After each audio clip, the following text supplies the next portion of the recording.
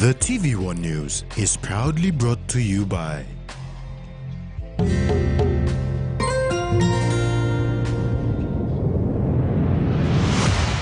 BSP, our bank, our... And DEM Cup kicks off this Sunday.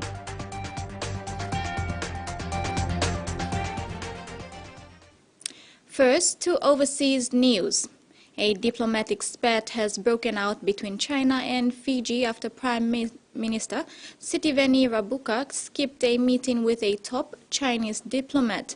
Tensions have been rising between China and Fiji since the new Fijian government took office in December.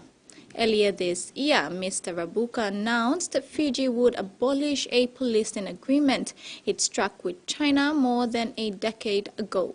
The Fijian government is also investigating claims of Chinese spies in the country.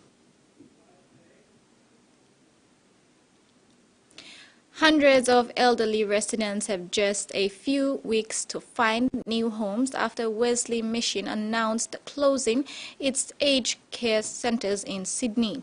The aged care sector says more centers around the country are at risk of closing. Decided on arrival. My mum's 93, she has early set dementia, so the whole thing is just a complete nightmare. Families this morning were left reeling and in disbelief. It's just terrible, it's disgraceful. Almost 200 residents and 250 staff were told they had until the end of May to find new places to live and work. They should have given the residents far more time than 6 weeks. Why didn't they come to me and other residents and family members and say we need to charge more money? I would have, absolutely. You would want anything you can to keep your parents safe and secure. The decision affects Wesley Mission centres in Narrabeen and Carlingford in Sydney's north, along with Sylvania in the south. We will not close centres until every resident finds a new home. We've already been in touch with a number of other aged care providers who've offered to support us through this process. As families prepare to move their loved ones out, the industry's peak body says this closure hardly comes as a surprise and warns more aged care centres could follow. We've got financial pressures that are just incredible. I mean, the government's own data recently showed that 70% of residential care providers are losing money, and they're losing an average of $28 per resident per day. From July 1st, all providers need round-the-clock registered nurses as recommended by the Royal Commission. Wesley Mission says the new staffing reforms contributed to making their centres unviable, but didn't raise it with the aged care minister. I'm not strapping on my GoPro and my Blundstones and kicking down the doors of facilities on 1 July that have failed to meet 24/7 nursing requirements. She's calling on other struggling providers to reach out before shutting down. Australia's attempt to plug workforce gaps with Pacific labourers has sparked concerns about disadvantage and diplomatic backlash. Prime Minister Anthony Albanese's government is introducing a Pacific engagement visa to provide permanent residency for 3,000 people from the Pacific and East Timor. The visa scheme is stated to start in July. It believes the scheme will strengthen diplomatic ties and create economic opportunities, with supporters also suggesting it will help counter Chinese growing regional influence. There are concerns saying this would be a 1 in 40 chance each year, or maybe even less, to actually be successful on a permanent basis, and the Australian National University says this could stir suspicions of fueling brain drain from the Pacific. The number of new homes under construction have fallen dramatically across Queensland as investors lose confidence amid rising interest rates. That's despite a housing shortage currently gripping the state. JD Hart is one of the lucky ones. We've been fairly fortunate, I think. He decided to build after trying to buy a home for more than a year and is now just 2 months away from getting the keys. We kind of figured after weighing up our options that it was going to be a risk worth taking at the time. But fewer and fewer people are willing to make that jump, figures showing building activity collapsing in Queensland. What we're seeing is builders still challenged by the lack of the availability of trades, the problem with pricing of materials, and the fact that they've got fixed price contracts. That's despite a critical shortage of housing. Because you would have thought if we've got enormous demand, then the market would respond. But the challenge is that interest rates have gone up, so people are either can borrow less or unable to get a loan. Industry groups say that since an increase in stamp duty on foreign investors was introduced in 2016, new apartment constructions have fallen by 47%. Not surprising, therefore, when they're paying twice or maybe $100,000 more per home to see foreign investors withdraw from the market. Mr. Reardon says overseas investment could help solve severe rental shortages. But the government has cast doubt on that claim, highlighting that 2016 was part of a construction boom that led to a glut of apartments across the market. In a statement, Treasurer Cameron Dix says the government is focusing on measures that will result in more affordable housing. Builders say the sector is strong, despite a number of recent insolvencies. It might cost more, it will take longer than it might have done a couple of years ago, but I think homeowners can be guaranteed that the builders will be able to deliver. Smokers in South Australia are being offered gift cards if they give up the habit. A trial is underway with First Nations people as part of a wider crackdown on smoking and vaping that will ban the harmful practice in more busy outdoor spaces. Adrian Coulthard has been looking for a way to quit smoking for good. I've smoked for 40 years, and of course you put the dollars together over the years that I've smoked, it's quite a bit.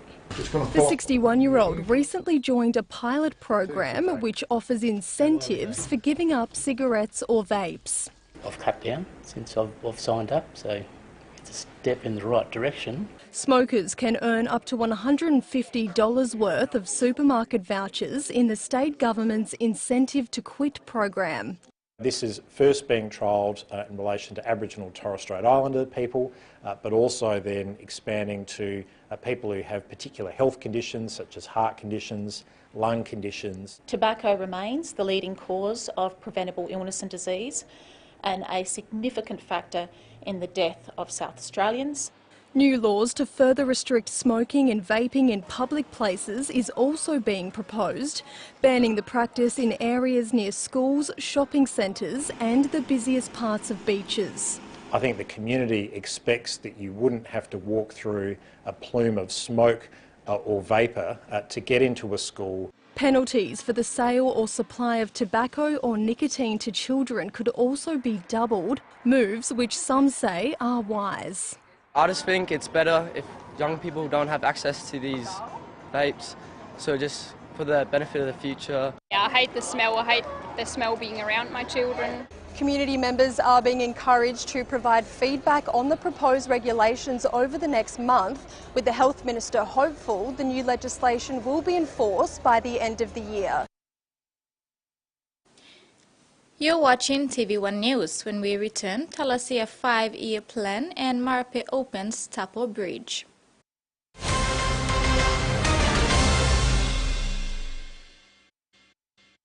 Whether we're playing sport, exercising for fitness, being active for work or play, just having some fun or just chilling, there is one name we can count on that we know will keep us going strong. Skell rice. Healthy, nutritious, delicious medium grain rice full of vitamins and minerals. Skell helps us maintain a healthy, active lifestyle so we can enjoy every day. Skell rice. Skell rice.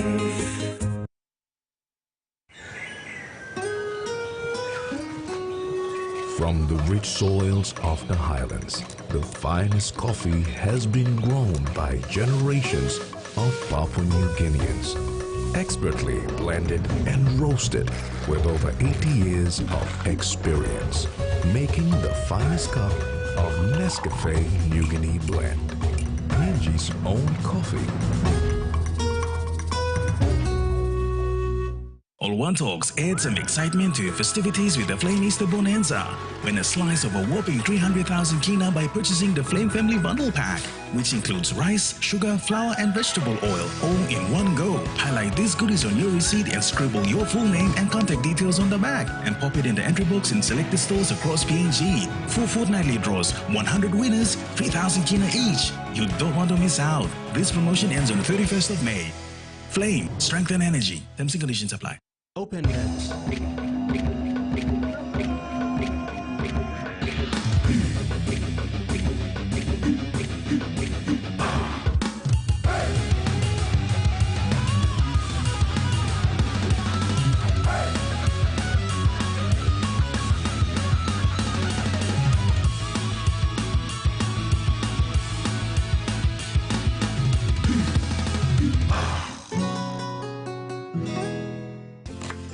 Favorite meal for the day does feel good. Snacks noodles is my choice for a simple meal. It is easy to prepare and fast to cook, and with a touch of flavor and ingredients, quality noodles that can be cooked and enjoyed in many different ways. You see, my whole family loves it. It's made here in PNG and comes in different pack sizes. Snacks noodles, tastier by you like you more. Slipping a kick inside the 3-2. It's dangerous. Oh boy, what a start. Emoni Nalawa. Short side gives it quickly for Nwani Tawate, who gets through, then kicks over the top. Gordon and Nwani Tawate said, Marky Mark will do it all himself. Clean break. Garden Bishop goes nice and low, but it's beautifully snapped up, and the try is scored.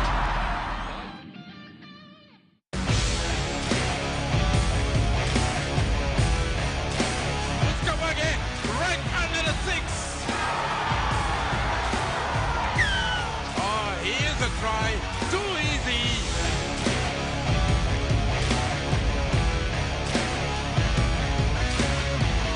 Runs back in field, stepping his way through.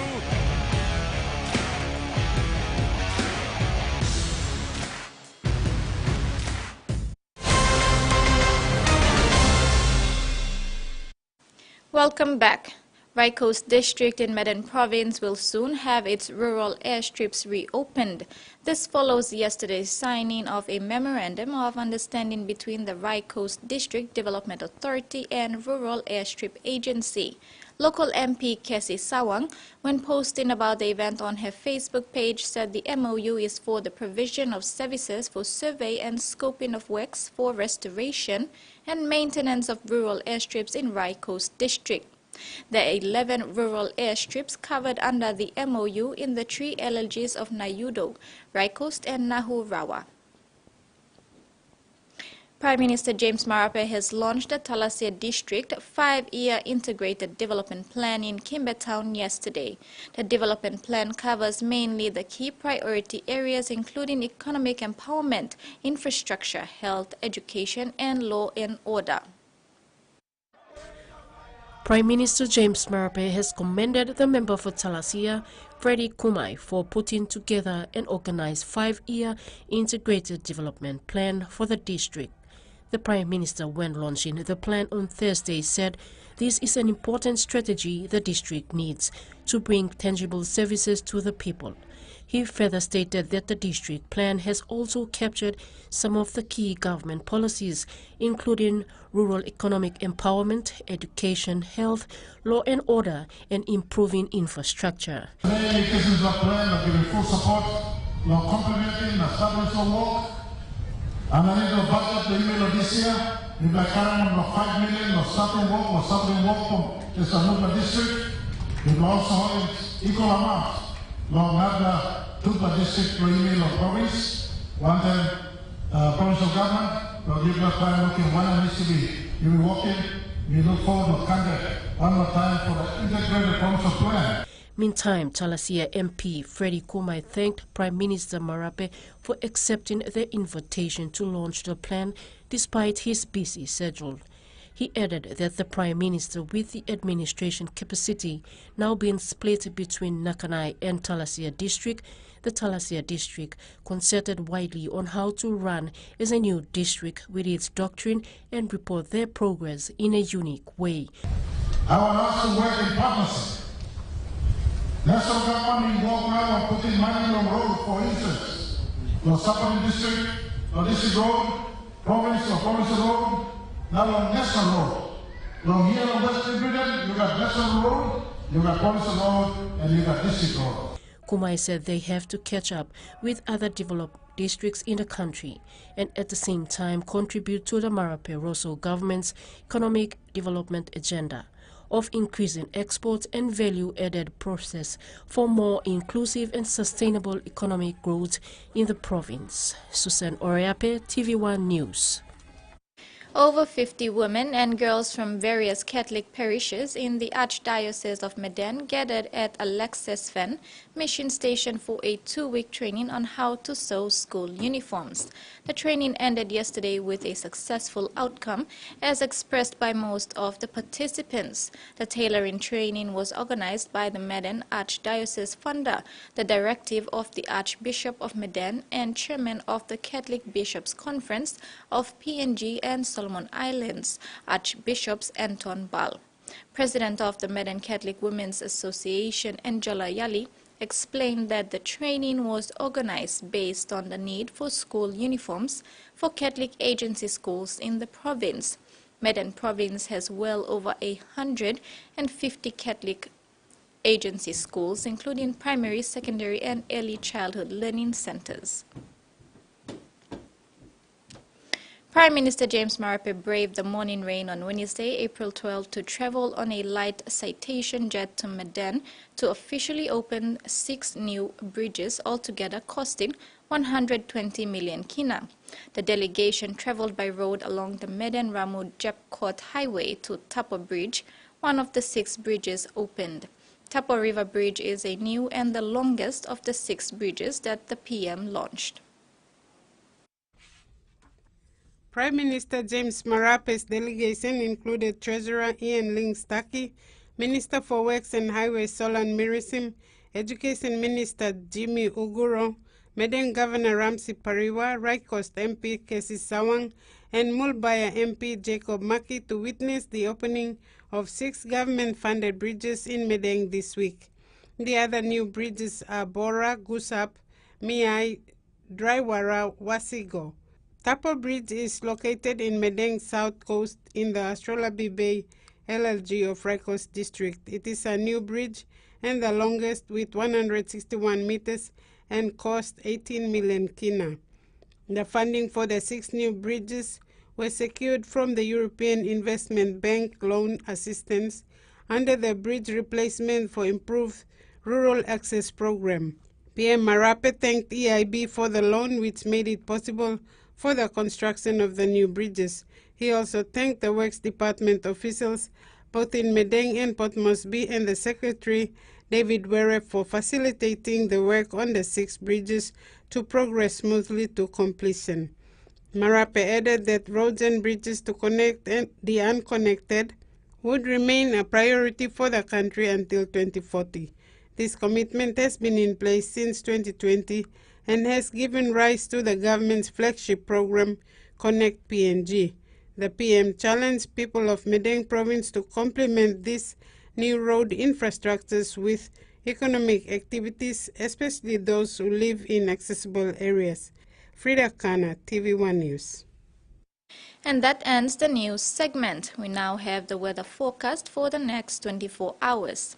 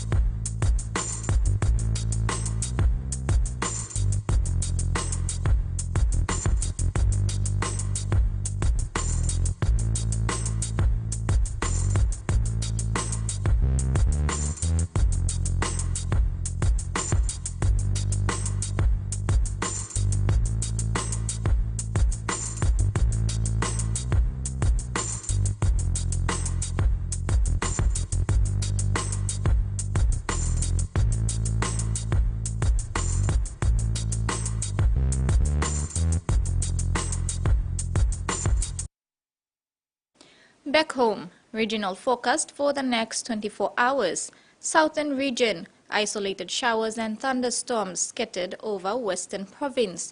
Momase region, scattered showers and isolated thunderstorms. New Guinea Islands region, scattered showers and thunderstorms with chances of flash and riverine flooding. Highlands region, isolated showers and thunderstorms with areas of rain, then scattered morning fog. This is TVWAN News. After the break, Goina on force revitalization and Yamasombi at PNG NRI.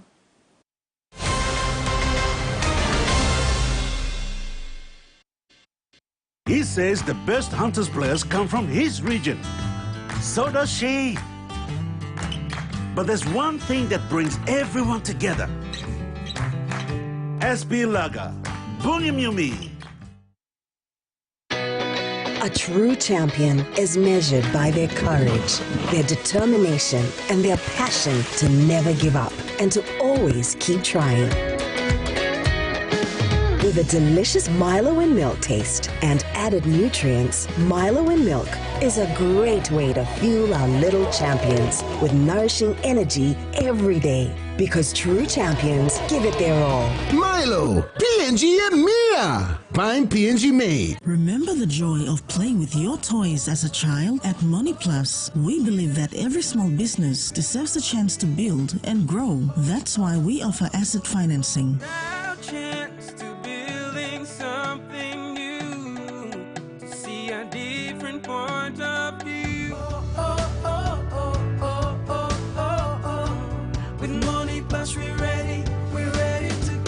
Mipla halivim wari belong you. Tired of sniffing, sneezing, and congestion? Stop popping pills that don't help. Get essential vitamins found in nature through these supplements that are formulated to reduce the symptoms of common colds and flu. Boost your body's immunity with these supplements that provide a protective shield against nasal congestion, sneezing, mild bronchial cough, and sore throats. Walk into a city pharmacy and pick up a bottle of Nature's Way Garlic Plus C and horseradish or the sugar-free Cenovus Sugarless Vitamin C tablets and say goodbye to sickness. Available at a city pharmacy near you. Dear son, you ask me how I live such a good life. Yes, I've had some good luck, like the day I met your mother. But it wasn't always that way. I've made some good choices too, like working hard and keeping my super with NASFAN. They looked after it for me, which meant I could concentrate on looking after my family. Living each day, knowing that when the time came, I'd be ready for tomorrow. Love, Dad.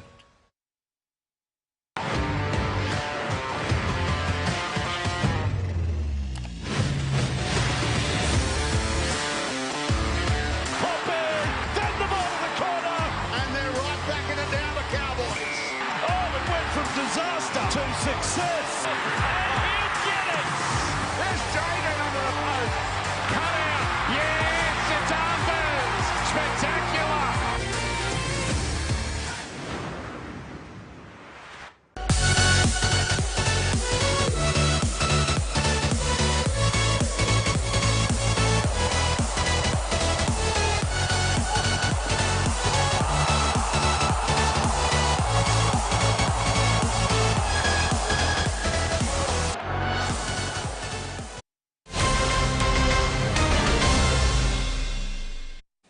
Welcome back. Manus Province has been without power for over a week now. In a statement issued recently, PNG Power Lorengau advised residents that the power station will be shut down for an indefinite period due to a delay in fuel shipment into the province by the supplier. Owner of Pokapin Fuel Station, Service Station Betty Pokapin described the dilemma as a frustrating situation that is costing them their business and livelihood. Pokapin further said the continuous interruptions to the power supply also damaged their standby generator. President of the Manus Chamber of Commerce and Industry, Sebastian Sapau, said the impact of the week-long power outage on business houses is disastrous. The outage has also affected water supply as electricity is needed to power the water PNG genset. The MCCI recently met with the PPL Lorengau manager and were assured that power should be restored in the next couple of days if things work out from the head office in Port Moresby. In 2013, a new defense white paper, the first since 1999, identified a number of key areas that needed to be addressed. PNG Defence Force Commander Major General Mark Goina on the subject says, unfortunately, while some of the areas were addressed, many were not. Therefore, the anticipated personnel growth and the buying of new integrated capabilities did not occur as intended.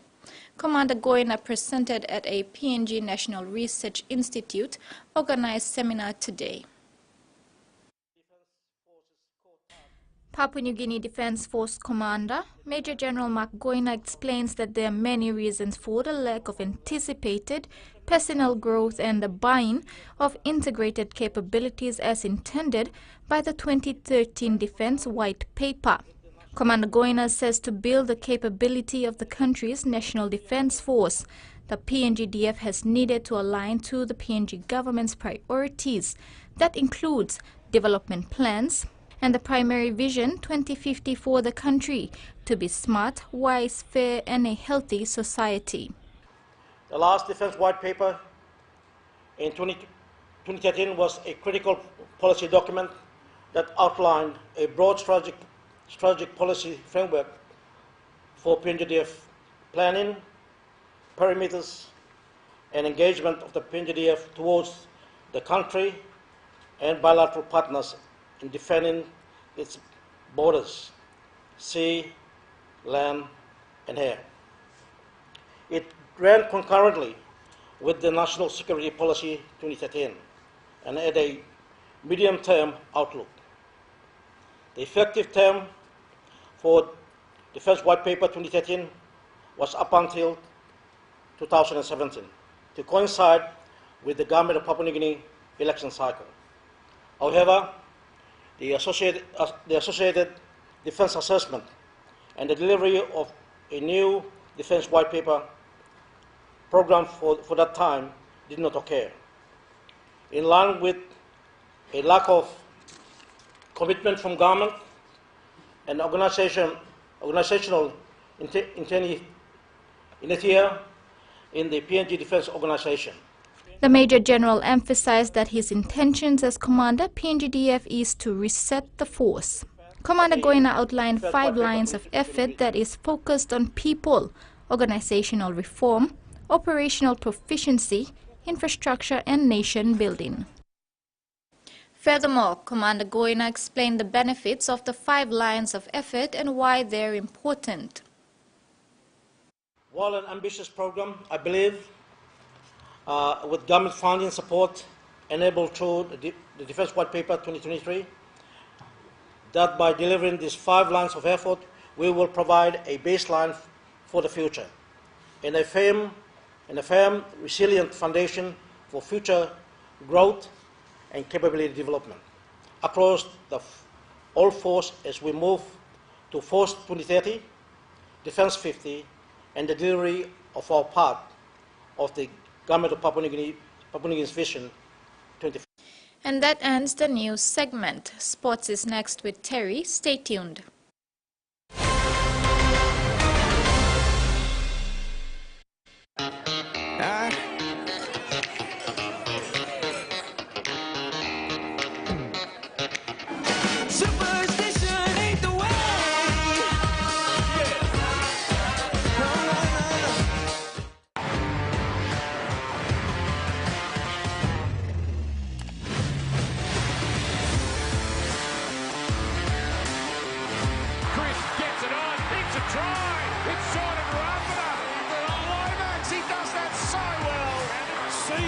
For the corner, he owns the corner.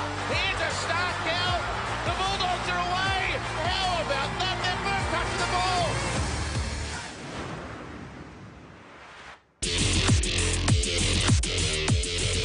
Ossiman and Mark. This time it's in. And Napoli have the lead. Denied by Trump.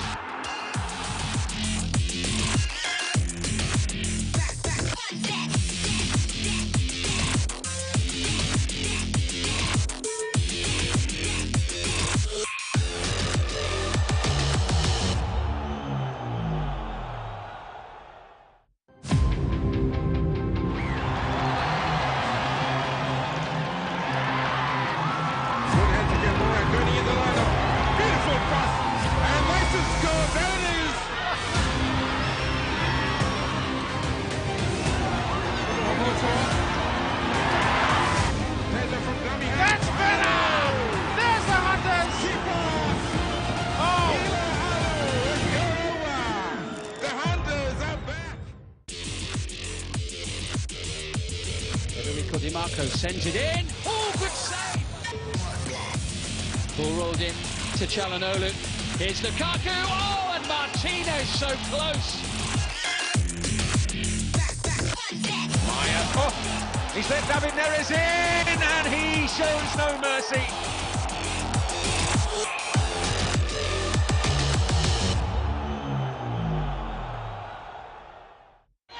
And we're on the way. The wait is over. Beautiful pass away. And the Eagles have hit back. Here's the danger man. Best defense. Spinning out of one. And Kamba claims the try. No problems there.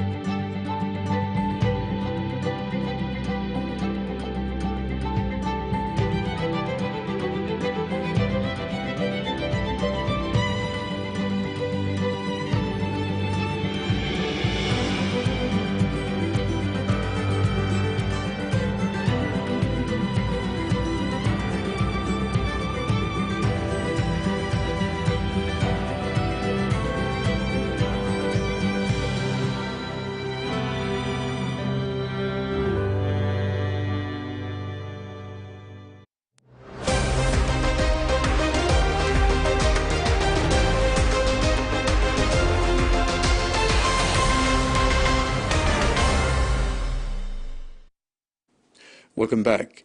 In sports, former NRL player Jaron Hayne has been jailed ahead of his sentencing for sexually assaulting a woman on grand final night in 2018.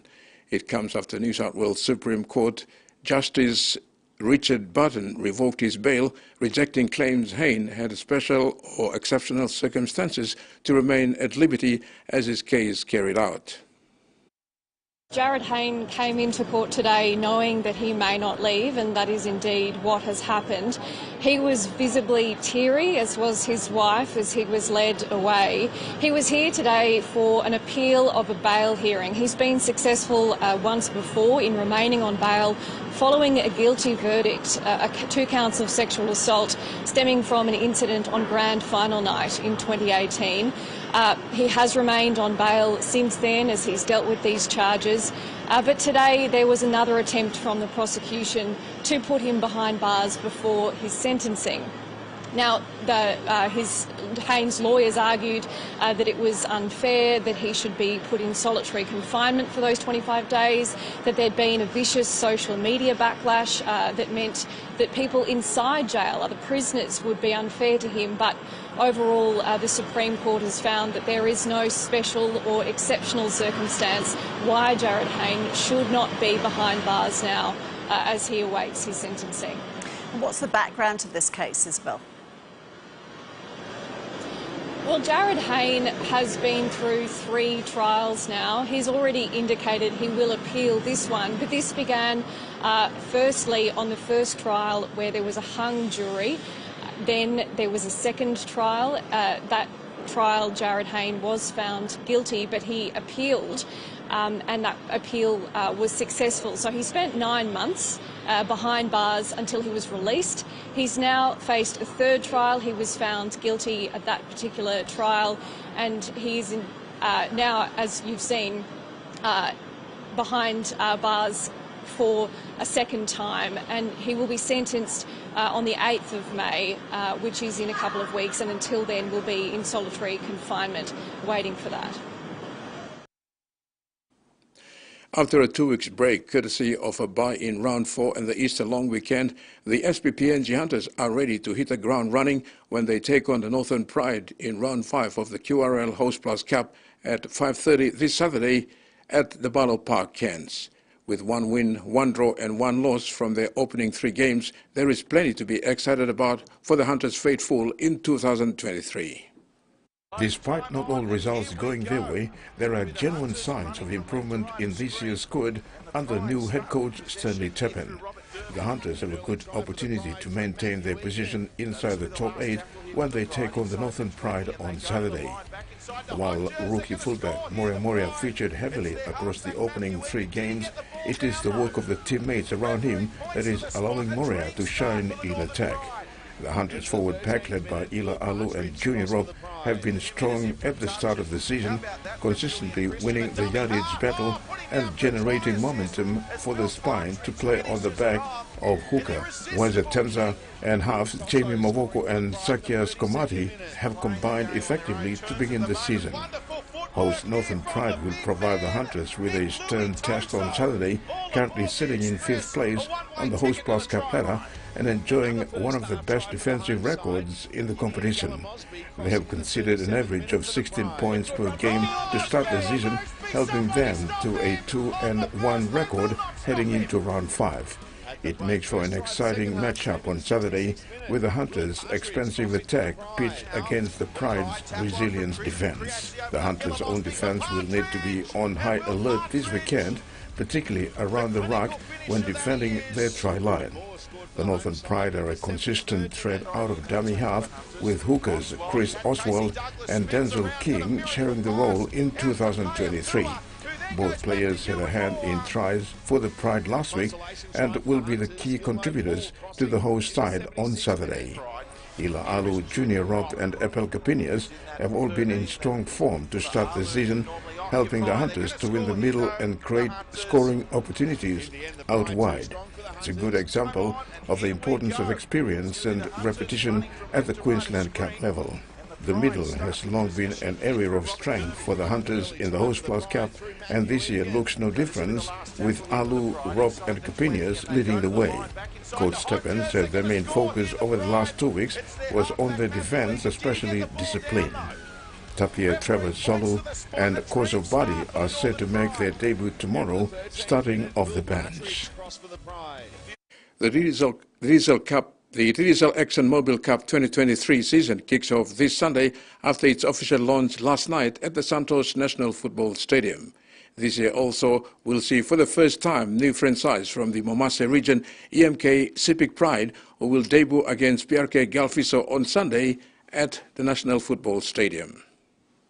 Franchise teams will again compete for this year's renamed Diesel ExxonMobil Cup, set to kick off round 1 at 6 different venues this Sunday. In his opening remarks at the 2023 season launch last night, PNG NRLC General Manager Leith Isaac again acknowledged and thanked major naming rights sponsors Diesel and ExxonMobil for committing to another season which promises to be exciting, with new franchise EMK Civic Pride ready to unleash themselves against the benchmark teams of the competition.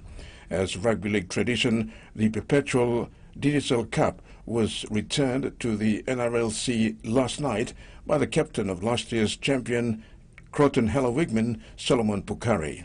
This was followed by the introduction and parade of all the captains from the 12 participating franchises: Croton Hella Wigman, Egmakrabal Gurias, PRK Mendi Muruks, Lace Next Tigers, Moniplas NCDC Vipers, EPG Miox, PRK Galfiso, Kimber Carters, Bintagur Goroka Lahanis, Wamnga Mount Hagen Eagles, EMK Civic Pride and Central Dabaris. Core naming rights sponsors Diesel and ExxonMobil were there to officiate at the launch and reaffirm their support for the competition this year. Diesel PNG Vice President Lauren McPherson again spoke proudly of the long partnership with PNG NRLC, a journey that started over 10 years ago. And with co-sponsor ExxonMobil coming on board this year, enhances the partnership to create more development pathways for our young boys and girls. She also made a special welcome to new franchise EMK Civic Pride, apart from the 11 existing clubs who were represented by respective captains at the launch last night, as they look forward to getting the season off the ground this weekend. As we said, the Digital ExxonMobil Cup is a platform for young and talented players. And this year, we've now got a new team, which is the Civic Pride. And there are more opportunities for the game, having youngsters like this to flourish in other regions. So congratulations to SIPIC, welcome on board as well, and we're looking forward to you having a fantastic first season. Partnering co-sponsor ExxonMobil was represented by Vice President Production Scott Seddon. He shared the company's values and set standards for new development pathways. We're not only creating opportunities for the development of new players of the future, but we're helping to instill values. Values that will last a lifetime and will transcend beyond rugby league.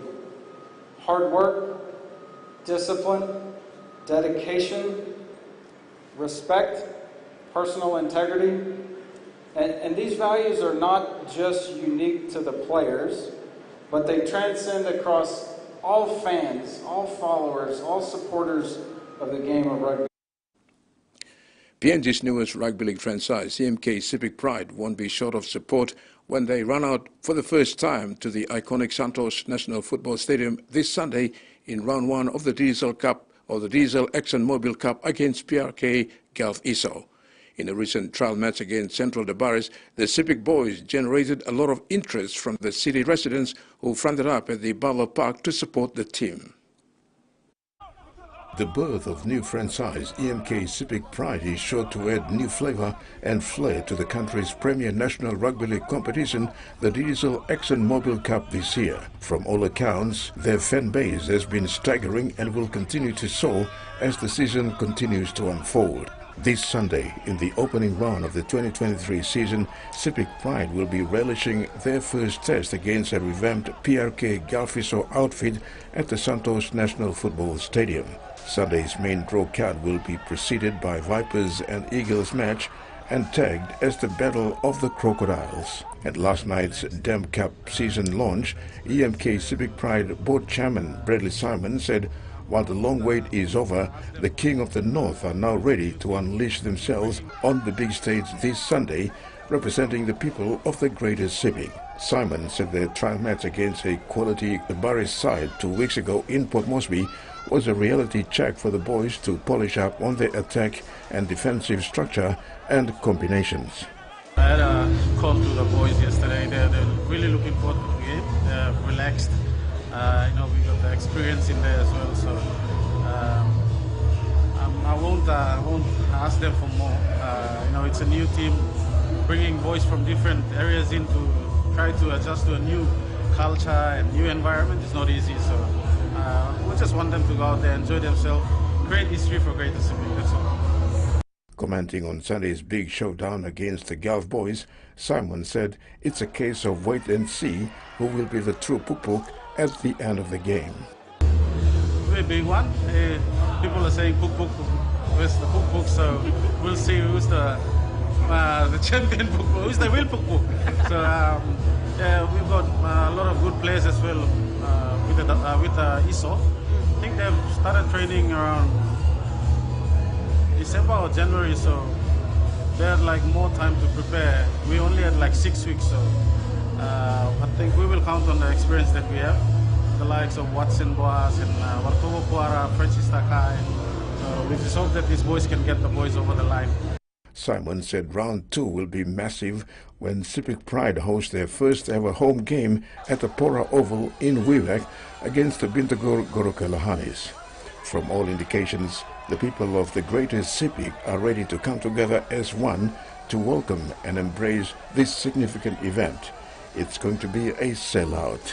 When just walking the streets of Wewak, people ask me, when is the home game, when is the home game? What they're telling me is, you ready to control your sapotao. So, Civic people are very passionate about supporting.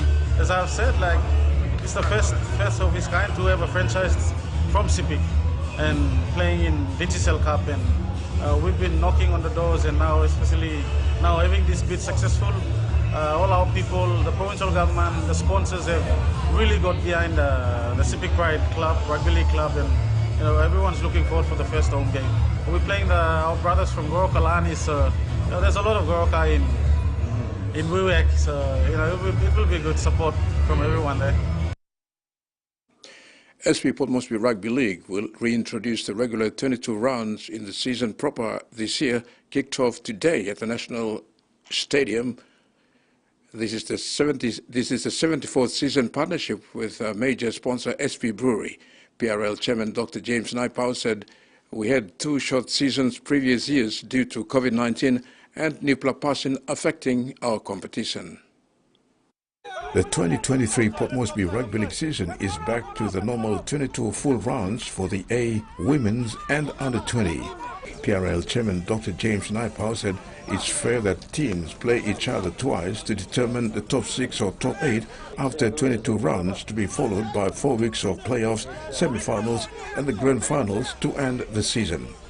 Dr. Naipau reminded teams that the season will be longer, hectic and tiring, and strongly urged all club managements and players to cooperate and work as a team for the smooth running of the competition. Dr. Naipau strongly appealed to all club managements and coaching staff to make sure proper medical clearance are conducted for the safety and welfare of players to play. He also said that players must train and be physically fit to play to avoid minor injuries. The chairman recommended that if players feel ill, he or she should not be allowed to play, as anything can happen during or after the game. And before we go, in just under 3 years, the National Narcotics Bureau has seized hundreds of kilograms of cocaine, 245 kilograms of thermethane, over 11,000 kina of demonetized monies, and disrupted at its National Prostitution Operation Assistant Commissioner of Police and Head of National Narcotics Bureau, Donald Yamasnobi, at the PNG National Research Institute seminar today, highlighted what authorities in PNG need to do to strengthen their endeavors to fighting transnational crime. The Papua New Guinea National Research Institute has once again proved successful in bringing together people from key offices of power and influence to dialogue at its Waigani campus in Port Moresby.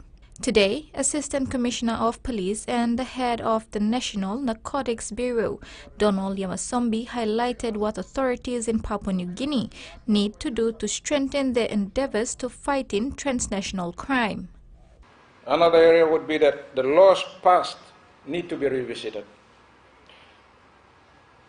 We don't just pass laws and think that they will work on their own. They need to be revisited to see their effectiveness. The newly passed Controlled Substance Act has some flaws in it. You will find that in the penal provision of that act, for being in possession of 2 kilograms of marijuana, it's 16 years in prison, or at the most 2 million kina fine. And when you talk about synthetic drug, methamphetamine included, it's 18 months in prison or up to 2 million kina. Yamasombi says the act that governs the National Narcotics Bureau was enacted in 1992. It highlights the Bureau's current functions. And the last one I have here is the lack of effective collaboration by agencies. We have information gaps. Every agency, and I think in this case I'd say for enforcement agencies in the country, we seem to keep information that we get on what we do to ourselves, and there is no central hub that we are sharing that information quick enough for everyone to react. The Assistant Commissioner of Police says the National Narcotics Bureau has plans to set up proper office and roll out offices in all districts across Papua New Guinea. Yamasombi emphasized that the collection of data, sharing of information between national agencies, and building regional and international networks with relevant agencies must be the way forward for Papua New Guinea. And that ends the news for tonight. Back to you, Mary. Thank you, Terry. Before we go, remember to apply the following simple measures to prevent transmission of the coronavirus. Regularly wash your hands with soap and water. Cough or sneeze into your elbow. And exercise social distancing. If you're feeling sick, please stay at home. You can also call the COVID-19 hotline number for more information or assistance. Pleasant viewing. Bye for now. Bye.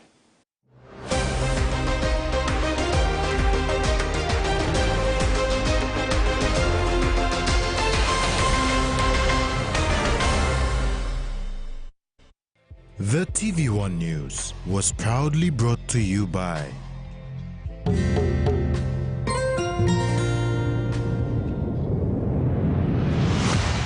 BSP, our bank, our people.